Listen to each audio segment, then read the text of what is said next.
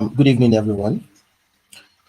This is Moses Ogundele, Marketing Executive, Noba Africa, and I'm thrilled to welcome each and every one of you to today's webinar, where we are about to embark on a journey into the heart of agricultural innovation and opportunity with Noba Africa. I must say, the excitement in the air is palpable. We've gathered here today not just as individuals, but as a community passionate about the future of agriculture, sustainable practice, and of course, the incredible investment opportunities that lie ahead. So thank you for being here. Like my boss said, I see familiar names and some new faces in the participant list. Whether you are a seasoned investor, a farmer, or someone that's just curious about the world of agricultural commodity trading, you are in the right place. Today is about learning, sharing, and discovering the boundless potential that agriculture holds. Before we dive into the meat of today's presentation, let me quickly set some expectations. This isn't just a webinar, it's a conversation. We encourage your active participation, ask questions, share your thoughts in the chat, and let's make this an engaging experience for everyone. We are not just here to talk about commodities, we are here to discuss the future of sustainable farming, the informative vision of Noba Africa, and how you can be part of this exciting journey. So get ready to gain insights, explore opportunities, and perhaps discover a new perspective on agriculture. Now, uh, as we prepare to delve into the heart of today's presentation, I want to take a moment to recognize the incredible achievements and the dedication of the individual whom vision has shaped the very fabric of our organization, which is Noba Africa. See, this man unwavering the commitment to transforming agriculture has not only inspired us, we the team, but has also left an indelible mark on the landscape of sustainable farming. Founder, leader, and visionary Abrasak Najim has brought forth a vision that extends beyond the mere commodity trading. It encompasses a holistic approach to agriculture, one that integrates sustainable practice, community empowerment, and a unwavering dedication to making a positive impact on the agricultural landscape. So, with a wealth of experience in April Rasak Najim, which is the founder, brings to a unique perspective to the agricultural realm. His expertise has guided us through the challenges, fueled our innovation, and positioned Noba Africa as a beacon, yes, a beacon of opportunity in the world of agribusiness. So, what truly sets our founder, the CEO Agrasak Najim, apart is not just his business acumen, yes, but also his commitment to uplifting communities, from empowering local farmers to fostering partnership that create a sustainable ecosystem. Our founder's commitment to community development is at core of Noba Africa's mission. So we are all lucky to have him on board today. So we have the privilege of not just hearing about Noba Africa's journey, but experiencing it firsthand as Abrasak Najim takes the virtual stage to guide us through the exciting innovative opportunity and the future that lies ahead. So without further ado, uh, I want to invite you all to warmly welcome the visionary founder, Noba Africa, Abrasak, to present us today's presentation. So thank you. Welcome, Mr. Abrasak. Najim, welcome on board. Glad to have you on board. Thank you, Mr. Moses. Thank you. I really appreciate. I appreciate all the accolades. I just want my team to know that there's nothing we can achieve singularly, but together we can move mountains. And that's one of the reasons that we are bringing this webinar on board. The major reason why we are bringing this webinar is to dissipate knowledge. Not saying that we know anything about agriculture as such, or not claiming the high ground that we know the most in agriculture, but we believe that the bit we know with the bit that everybody knows, when we put it together, definitely we can go a very long way. I want to also appreciate Dr. Adeni John for taking out his time this night to join us. I really appreciate your presence, sir. I understand the commitment that is on your table, but we really appreciate that you are on this call, and we know that the little we can say, we will say it, and going forward, I know we also receive a lot of guidance, and probably there should be a time that you also take on stage with us so that we can share with people to know how best to handle the agri sector, because we see a lot of opportunity there. That being said, I am Abdulrazak Najib, and this webinar is not going to be a one-time webinar. It's going to be a recurring webinar, and the title we are going to be going with is Agricultural Millionaire Series. Why are we looking at this title? We believe that there's immense, or there is a lot of opportunities in agriculture. There's a lot of opportunity to make millionaires out of agriculture. Not only opportunity, a lot of people are making a whole lot of money from agriculture. We can categorically see that more than 30% of Dangote's wealth is coming from agriculture, whereas the remaining 70% is coming out from some other sector. We can also say that 75% of BUA, that's the third richest person in Nigeria, is also coming from agriculture. So we can confidently say that more than 30% or 40% of the billionaires in Africa, a lot of them are stemming out of agriculture, and there's still a lot of opportunity. However, we have seen a couple of people making a lot of missteps. We are going to also delve in that a bit. I think that's for the introduction of the topic, Agricultural Millionaire Series. So before we start speaking, next slide. Who are we? Who is Noba Africa? What are we doing? Are we just an automobile company, or are we a logistic company that is just trying to talk about agriculture? Are we a manufacturer that is talking about agriculture? No, we are an agribusiness firm. We do commodity supply. That's supply of commodities such as soybean, maize, rice. We supply processing companies. What this does is it gives farmers market access, because about 3-4 years ago, when we started as a seed and commodity trading company, which is what we are still doing.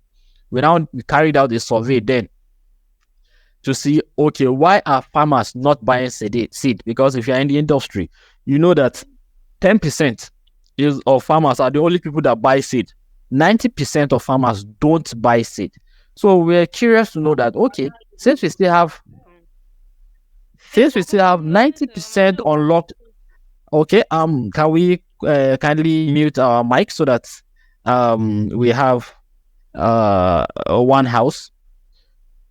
So we're looking at, okay, the 90%, why are they not buying seed? Because that's a huge market. Imagine if 10% of your customer base are buying about the way we did that calculation, it was around 300 tons.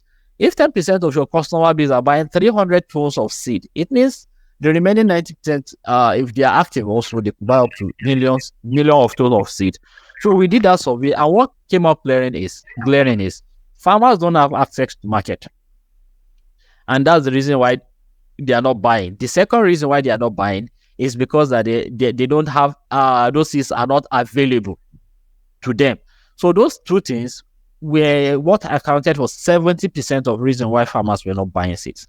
So at Noba Africa, we are focused on commodity trading, which creates market access for these farmers, and also we multiply and distribute high quality seeds for farmers. So that's what we do. We're a commodity trading firm.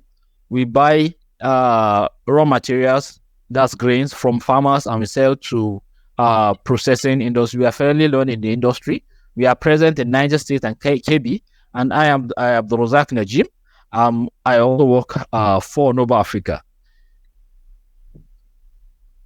So, what we'll be discussing today, because we understand that time is of value, we will not want to take too much of people's time. We're just going to delve on 4 key topics: the agriculture and the Nigerian economy.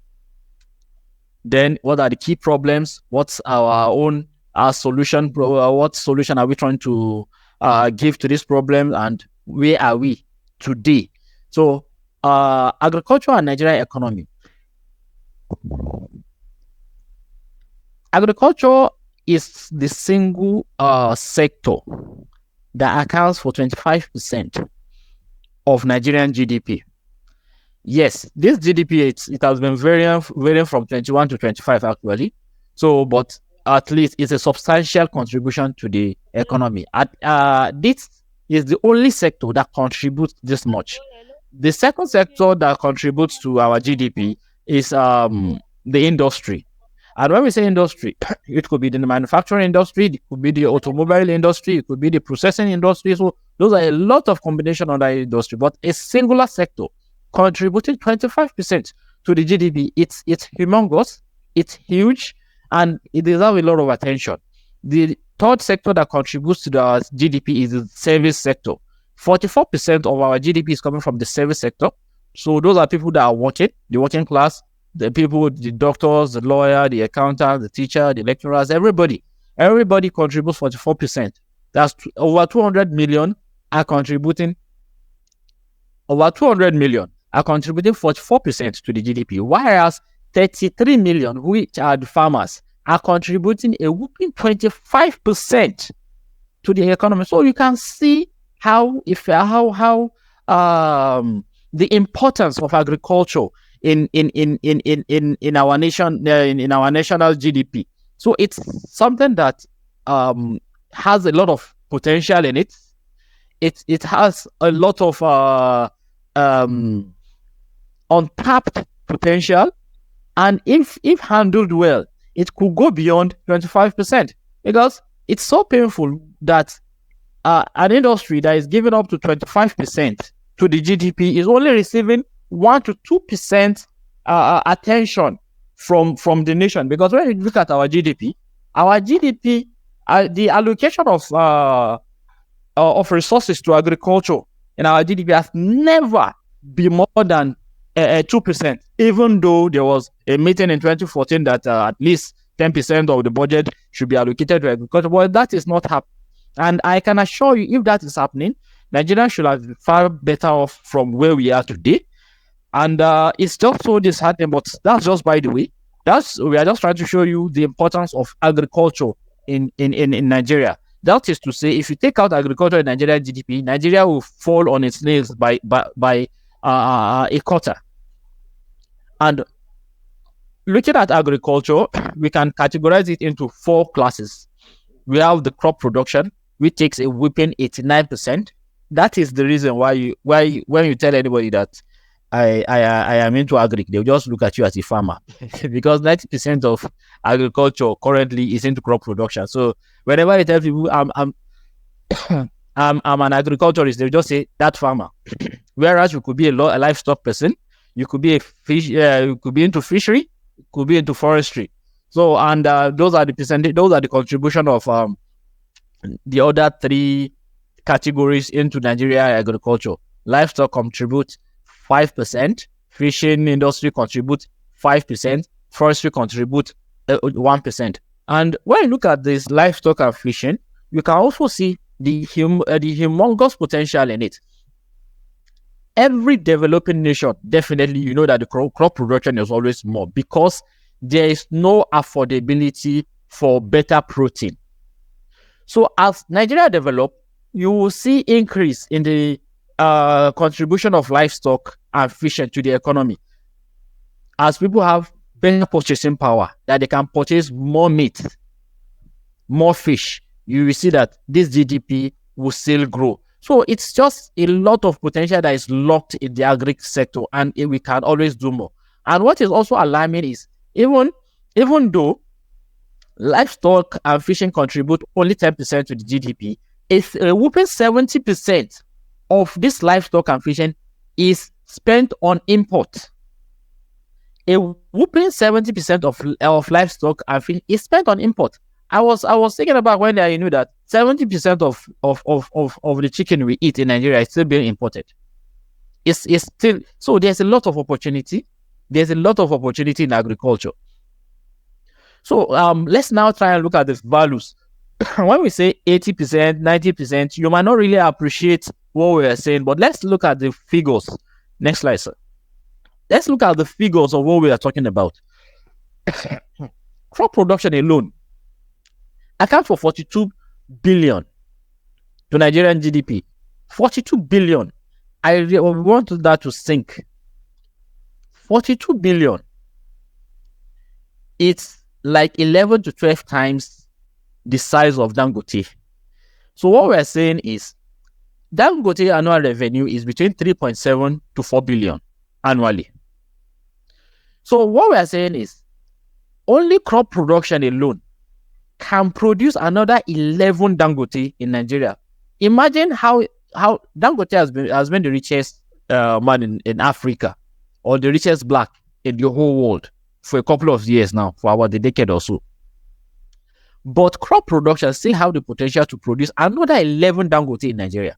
So that's some humongous opportunity. That's a very huge opportunity that is laying there. For example, if you take a look at Cargill produces 25 to 30% of the total food that is consumed in the United States, or let's say they handle 25 to 30% of the total food that is being produced and processed in the United States.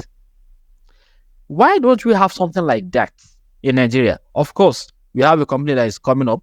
FX is doing a very good job.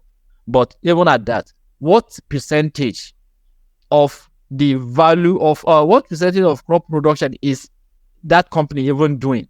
I think last they did about 400 billion this year. 2023, 400 billion naira. 400 billion naira is just like 400 billion. It's like, it's not even up to 1% of the potential of what is out there.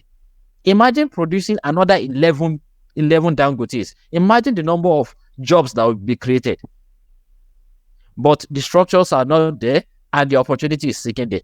And that's the reason why farmers are still not having the kind of life that they need to have. In other countries, well-developed countries, farmers are millionaires.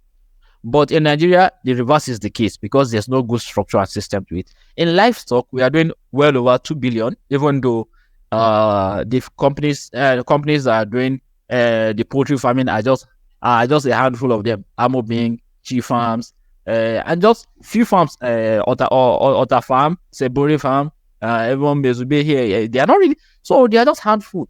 It's unfortunate that even more than 70% of this 2 billion you're talking about is still from imports. We are just giving out the money and shipping in product that we can produce. The feeds that they are using to feed what we are going to buy outside is still produced from Nigeria, because soybean is the major component for animal feed, and we are still producing the volume of soybean that we're exporting in Nigeria is so huge. And what are they using it for? They are using it to feed the chicken that we are going to still go and import. It's still, that is it's touching. The same thing with fishing. So these are huge figures. Agriculture is at last 2023, agriculture contributed $48 billion. This is in dollar. $48 billion to Nigeria economy. If you are converting this to naira, this is well over 40 trillion naira. It is it is like 1.5 or 1.6 size of the Nigerian budget that everybody is shouting about. That's about 28 trillion. That the new budget is 28 trillion. People are shouting, you have never seen a huge budget like this. But if we focus on agriculture have the potential of giving us that money times 2. So why are we not focusing on it? So it's also important that we know where we are losing our values to. Next slide, sir. like I said, 70% of what we are, what the GDP that in fishing and livestock is going to importation. A whooping 1.86 trillion was spent on import last year. 1.86 trillion. This is not billion. This is not million. 1.86 trillion was spent on import. What this means is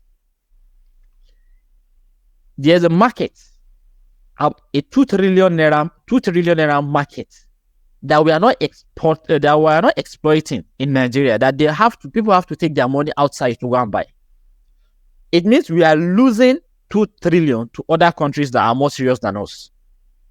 And what were we exporting? It's so annoying that the major part of this, almost 2 trillion, is used to import cereals. That is wheat, maize, sugar. Rice used to top the list before, but the previous administration was able to address that. So rice is not really on the list. But wheat, maize, those are the things that are accounting for 2 trillion.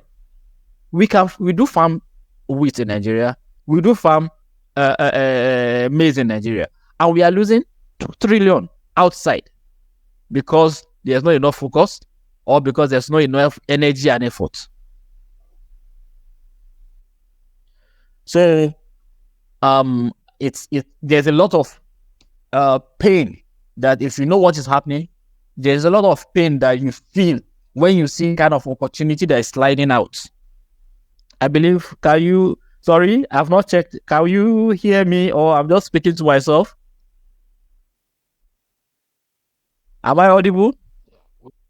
Yeah, I can hear you right here. Okay, thank you. No, So I am just trying to let us know the kind of opportunity that is there.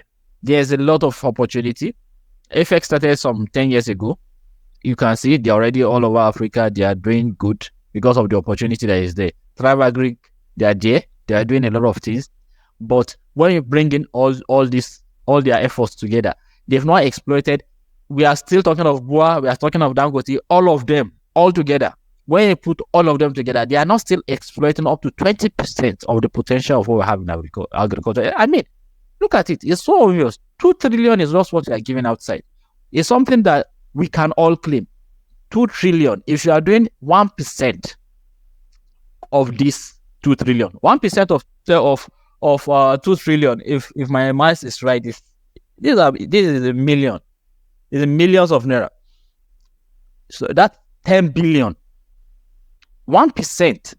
If a company springs out and said, okay, I'm not saying I want to do 50% of the crops that they are importing. I just want to do 1% of the crop that we are importing. Not the potential now. We are not talking of doing all the potential. Maybe you want to face crop production. No, just do 1% of what we are importing into Nigeria. That company will be a 10 billion naira company. If you're a 10 billion naira company, CNBC will always interview you. BBC will always interview you. Channels will be your home. If you are doing just 1% of the value of what we are importing from outside. So it's disturbing, and we really feel that people need to pay more attention. So by the way, we have a YouTube channel. We always recommend people to subscribe to our YouTube channel, because we are already putting out contents there that will help people to know the potential that is in agriculture. And we are also still going to be putting out contents there, like this webinar we are having. We are going to be putting it on our YouTube channel. So endeavor to subscribe to our YouTube channel so that whenever we put out content there, you will have it available. Please, Moses, kindly drop the link to our YouTube channel so that people can follow and see and have access to more information. Because for us, we believe the reason we are not there yet is because people are not really sharing the information. Okay, so moving on. So now let's talk some bit of theory. In agriculture, in the agricultural value chain, there are 3 to 4 key components of every value chain. There are 3 to 4 things that is constant in maize production. There are 3 to 4 things that are constant in rice production. There are 3 to 4 things that are constant in wheat production. There are 3 to 4 things that are constant in whatever production that you find yourself. The first one is in production. In fact, there's also what we even call pre-production. Pre-production is where the agri-input giants play. Pre-production has to do with your seed sales that we just made mention of. Seed sales is a 400 billion naira opportunity that we are only tapping 10% of it. It's alarming when you see seed sector in Nigeria that they are not really thriving. And when you ask them why, they will tell you there's no enough customer, there's not a lot of customer. Yes, that's because farmers are not really aware that there's something called superior genetics that can give them better yields. And that's one of the reasons why they are not living a better life, because they are not using good material that will give them better yield. In pre-production, we have companies like Notori. Notori has been in Nigeria for quite some decades now, and they are doing fine.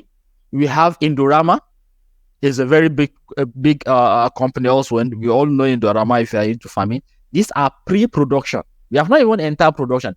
Imagine the opportunities. We have Matrix that are producing fertilizer. We have Dangote itself that is producing urea. Imagine. So there's a lot of opportunity even before you even start production. Before you start production, you have a lot of opportunity. Even at that, when we have not gotten up to 20% of that potential is not out. We have not used 20% of the potential of pre-production that is in the value chain. Then we are not talking of production, farming, basically, if it's in livestock, rearing. But when we are now looking at production, we have 33 million farmers. We have I think about over, I can't remember the hectares we have, but it's quite in tens of millions. And it will shock you that in Africa, we have not used more than 40% of the arable land that is available. So it means we still have 60% of arable land that is unused. After producing 10 million tons of maize that we are doing in Nigeria, after producing some 8 million tons of rice, after producing some 60 million tons of cassava, after producing a lot of hundreds of millions of crops that we're producing, we still have 60% of land unused. So who is going to use it?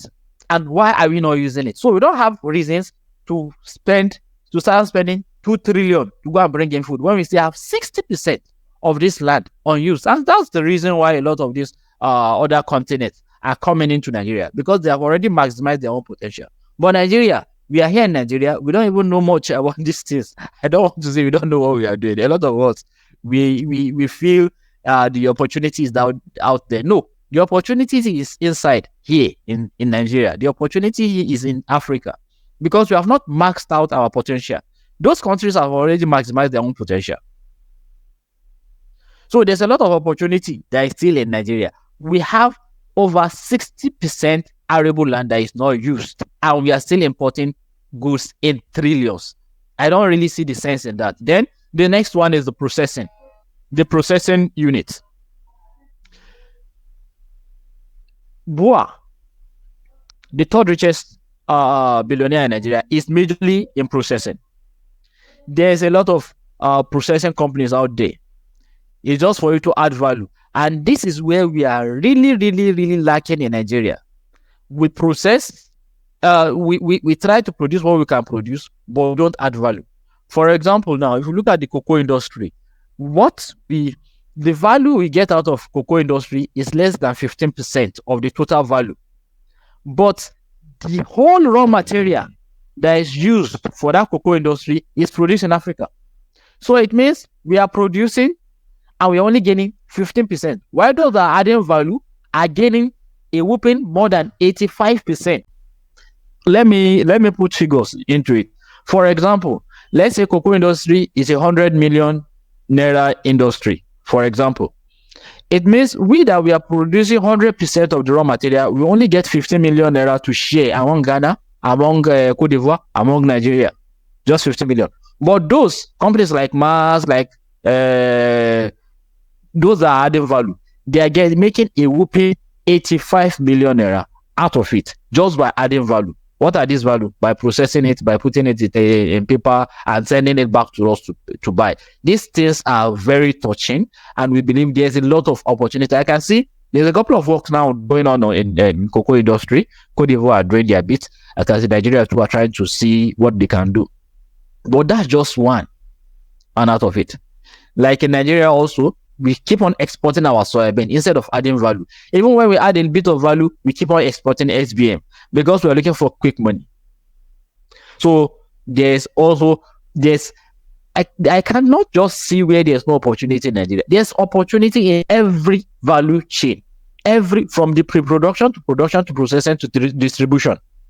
There is opportunity everywhere. When you add value, you have to distribute. Even though distribution, we are having an issue with our infrastructure, and it's something that we believe the government really needs to look into. The poor infrastructure, the road infrastructure that is very poor in Nigeria is one of the reasons why transporting is very expensive in Nigeria. And we have to just factor in that cost of transport on the product, so it's making things a bit more expensive. So there's also opportunity in distribution. A lot of companies are into distribution. There's somebody that I met. We were discussing with somebody yesterday, and he told me he came for the burial of somebody. So I was not asking about the person. He said this person that I'm talking about has 1,000 trucks and he has 300 boats, but yet he cannot fulfill up to 20% of the orders he has. Imagine, he has 1,000 trucks, 300 boats, but he could not even fulfill 20% of his own orders. So that's to show you the level of the level of need of the distribution industry, also the logistics industry. So there are a lot of opportunity that abounds in the agricultural value chain. I would not want to take too much of people's time. It's already 9:20. So let me just quickly move. Let me move to the next slide. Okay. So from what we've seen, when we sit back and look at all this problem, we see three major problems in the agri value chain. We see high dependency on imports. We see low productivity.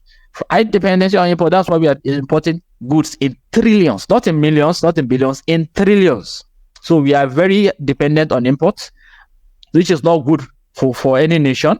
When they sanction, I just hope that's why we cannot do anything for our own good per se, because we are dependent on a lot of country. And if we are on their bad books, they are going to sanction us. And we don't want to get sanctioned because we'll not be able to import some of this food. High level of import dependency, low productivity. Farmers outside Nigeria, imagine Egypt here. Egypt, the average productivity on rice in Egypt is 8 to 10 tons. The productivity level of Nigeria on rice is 2 to 3 tons. So they are 3 times better than us. It's not because they have better lands or better human. It's just the practices. Our we don't have good gap in Nigeria. Our agronomic practices is still not there.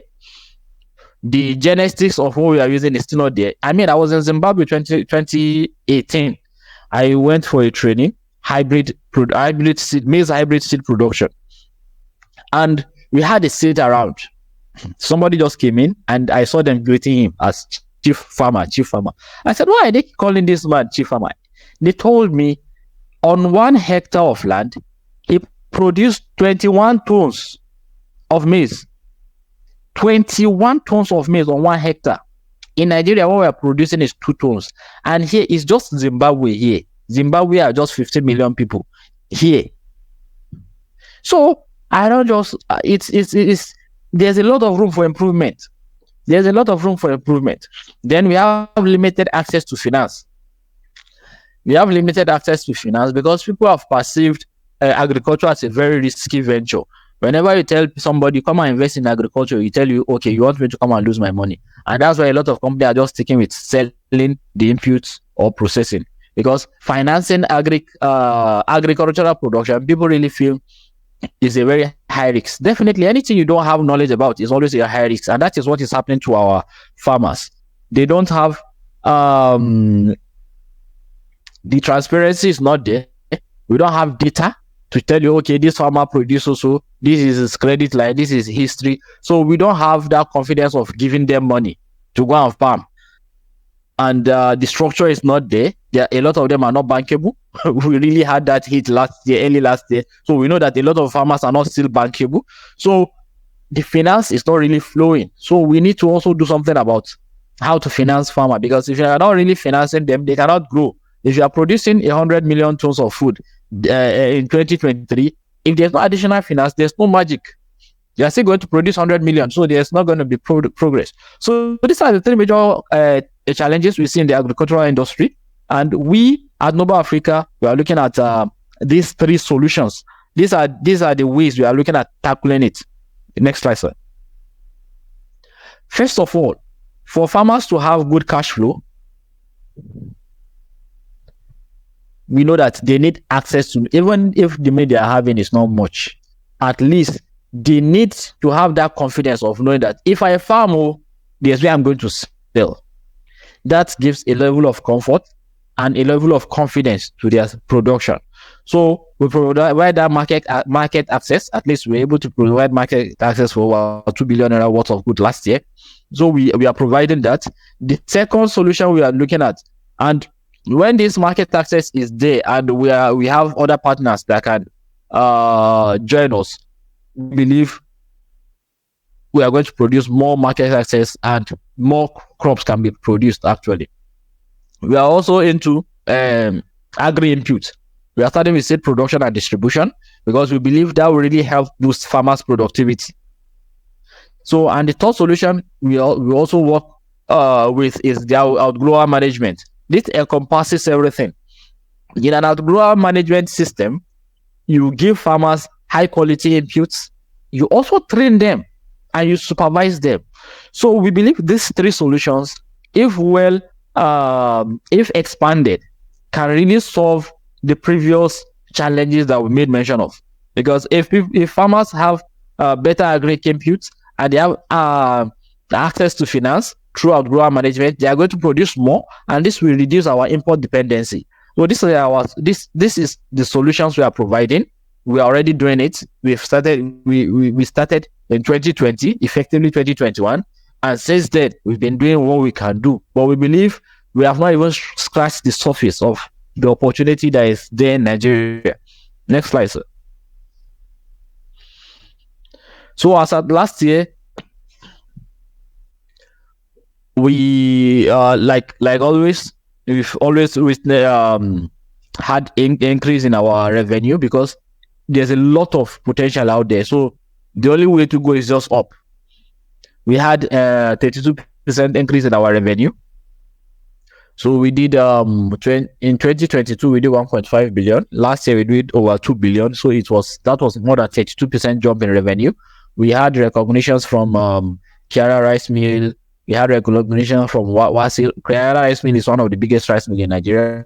We had a recognition from Wasil. This is a part of TGI, the oil crop side of TGI, as one of their top suppliers. And it is also alarming that up to 40% of processing companies in Nigeria are not fully active because they don't even have raw materials. So the machineries are there, but because raw materials are not readily available, there's nothing to add value to. So there's always demand for raw material. There's always the demand for raw material, and that's the reason why we are having some of this recognition. We are solving their problem of lack of raw material. We are also solving farmers' problem of market access. So we also had some around 39% return on investment as of last year, which is also a very good performance according to the industrial standard. So the major commodities we trade, next slide. The major commodities we trade are paddy rice, sesame, soybean, shea nut. If you look at these crops, these are industrial crops. If you look at it, we don't have yam inside. We don't have so all these crops in essence are industrial crop. They are crops that even if I have 200,000 tons, if you have 1 million tons, companies are ready offtake immediately and pay you your money. We have paddy rice, we have sesame. Sesame is a very good export commodity. We have soybean, we trade soybean, we had shea nut. So the recognition we had was on paddy rice from Kiara Rice Mill and shea nut from Wasset. So at this point, I would like to ask if there's any question, any contribution, any feedback before we go to the last slide.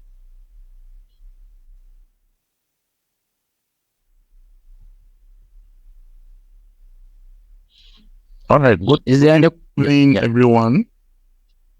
Yeah, thank you, Mr. Najib, for the wonderful presentation. I would like you to just share more light on the agro management. How do you go about the model? Thank you.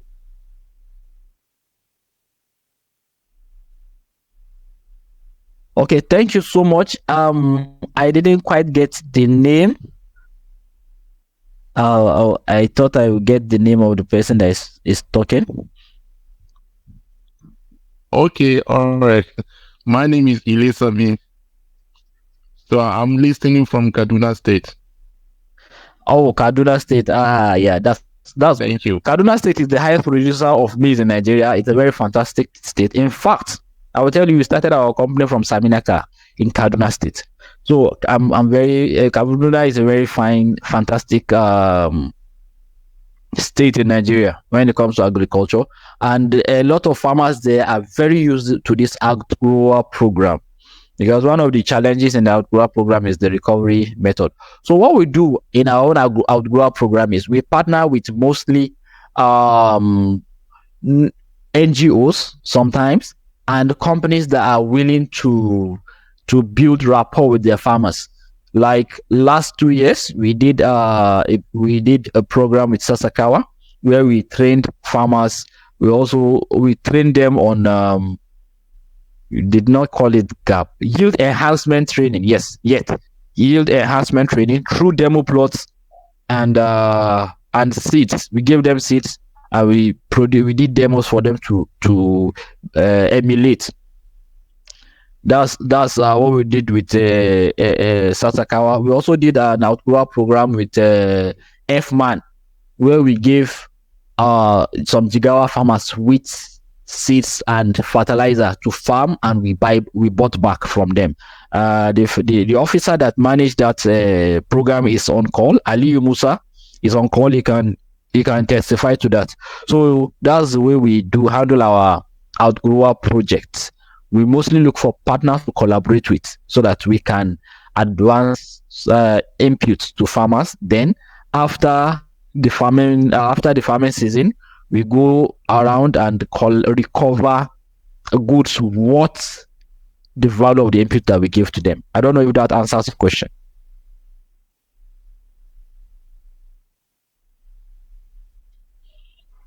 Yeah, thank you, Mr. Najib. Yeah, I think my major concern around outgrower production or contract farming is just the issue of the side selling of produce, most especially whenever there are high price of produce in the market compared to what it has been agreed on the contract you probably sign with the outgrower. It becomes a serious challenge, recovering most of your input worth from the farmer.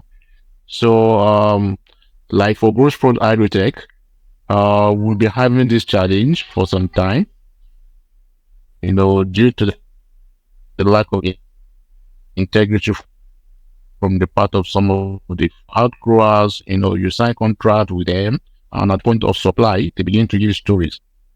Now, currently maize is close to 46 to 48,000 naira in the market.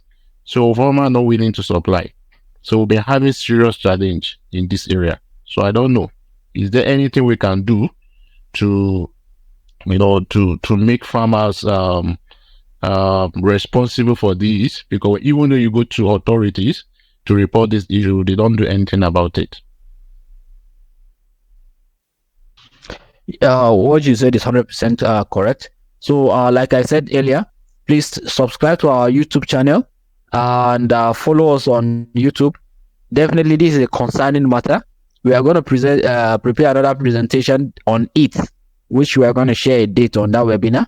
If there's anybody that feels okay, there's a particular topic you want us to tackle, you can always drop it in the comment section of our YouTube.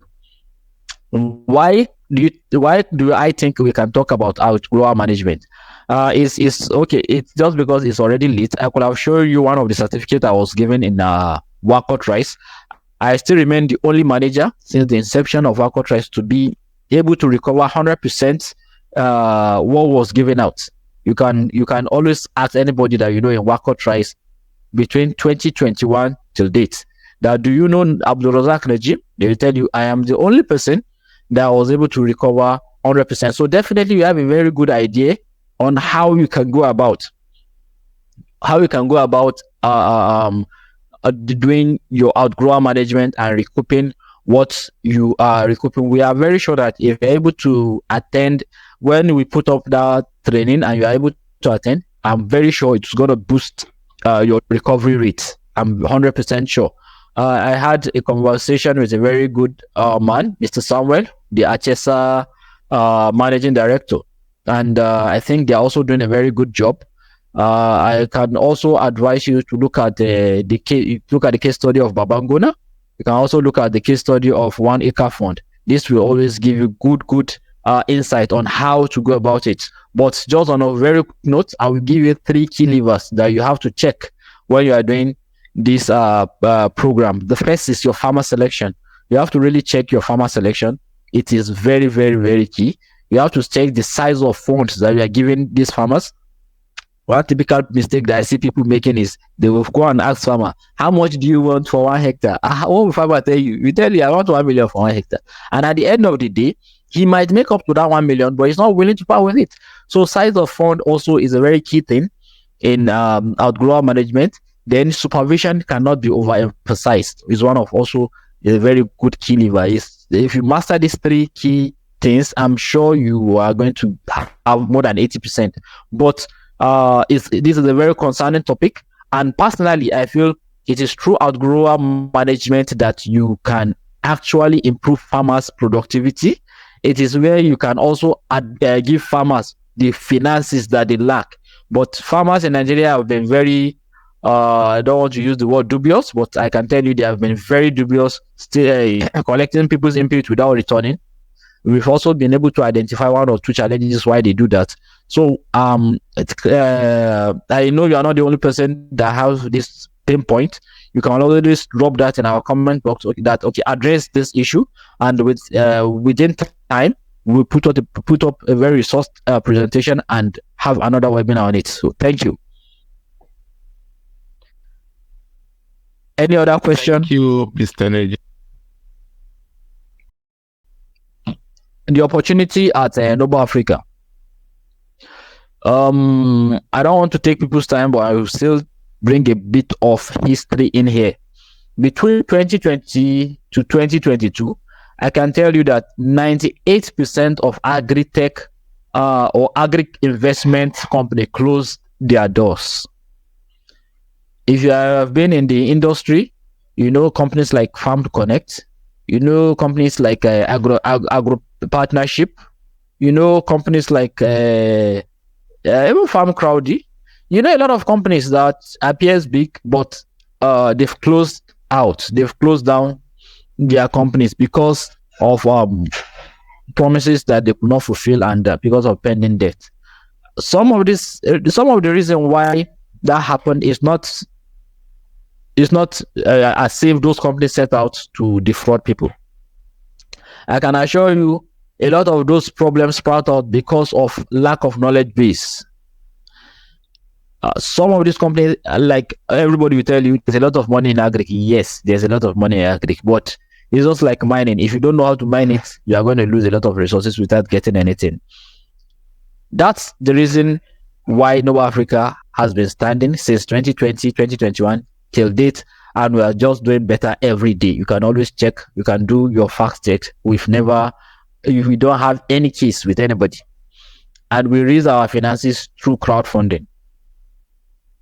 So I would like to share the opportunities that we have. when we are raising funds, we don't raise funds for seed multiplication. And if you also listen to me when I'm talking about outgrower management, I told you we look for partners to partner and do that program. We don't use investors' fund to do outgrower management because we know the risk. It's just unfortunate that outgrower management in Nigeria today is high risk, low reward. So a lot of company, the normal thing should be high risk, high reward, but it's high risk, low reward. So what we normally do with investors' fund is agricultural commodity trading, and we use it in supplying paddy, rice, sesame, soybean, and shea nut. So in this opportunity, we have two models. We have the conventional model that you invest a minimum of $1 million and you expect 18 to 24% return on investment in a year per annum, and we pay out our returns every quarter. So, for example, if what you are investing is let's say 10 million naira, which is about 20% thereabout, it means you are going to be expecting 5% every quarter. Every quarter you get 500,000 naira if you're investing like 10 million naira, and so that's how that works. Then the other model is ethical investment, where we divide the profits we make into two, and we pay our investors a push 50% of it, and the company also holds 50% of it. And if it's a loss, the same thing applies, and we do that also every quarter. So those are the two vehicles that is available to invest in Noba Africa, because there's a lot of opportunity in agriculture in Nigeria, and we really know the way, we know how to sell. We've been selling since 2020, 2021, and we are doing stronger. And we have this. I cannot skip mentioning the guides we have that was making us achieve this feat. We will not. It's not just Abdulrazak Najim that is making things happen. We have guidance of people like Professor Adesola Ajayi, who is a renowned professor in First Technical College, Ibadan. He's on our board. We have the head of operations in Agra, Mr. Peter Okomo, who is in the head of operations in Kenya. So with the advice and the little experience we also have, and the dedication of our team, we are able to make things happen. So we are welcoming any investor that want to invest. If you feel you don't have, maybe you are into another field and you feel you want to invest in agriculture, we can be your vehicle. If you feel you need a second source of income, we can be your vehicle. And if you want to secure a financial, if you are hoping for a solid financial security, we can also be your vehicle. So those are the opportunities available in investing in Noba Africa. So this is just where we are going. We have some pretty big dreams, very big dreams, but I think it's something we can always discuss some other time. We believe in this our movement, we are going to enhance the African food system, because definitely we need to enhance it. If not, the easiest thing that can happen is if we are sanctioned. If Nigeria is sanctioned by any of the outside country and they stop importing some of these things, we might likely go hungry, because what you are producing in Nigeria is not even enough. So it's company like ours, company like Noba FX, Tribe Agri. These are the companies that we really need to invest in so that we can secure Nigeria's food system. So at that point, I think I can stop at this point and still entertain one or two more questions before we call it a day. I would still encourage people to subscribe to our YouTube channel. Definitely, we are going to be putting out some rich contents there, like this outgrower management. I know it's a very key point. We are going to put out a representation and call for another webinar to address that. I will still say, please try and subscribe to our YouTube channel. We are going to be dropping a lot of valuable content. Even if you miss a webinar, please, you can always revisit and look at the content there. If you have any pressing topic that I want us to address, just put it in the content in our YouTube channel, and we are definitely going to address it. If you have our channels, our LinkedIn channel, we're active on Facebook, we're also on Instagram, so you can drop your comment on any topic you want us to address on any of these channels, and we are sure we are going to put out a very resourced material and do a very great webinar like we are going like this one. So I think we can call it a day, Mr. Moses. I think we can call it a day, and we really appreciate everybody that started and started the webinar with us and is still online till now. It's all well over an hour now, and it's also late at night. We know that people are preparing for work tomorrow. We really appreciate your time. Thank you so much.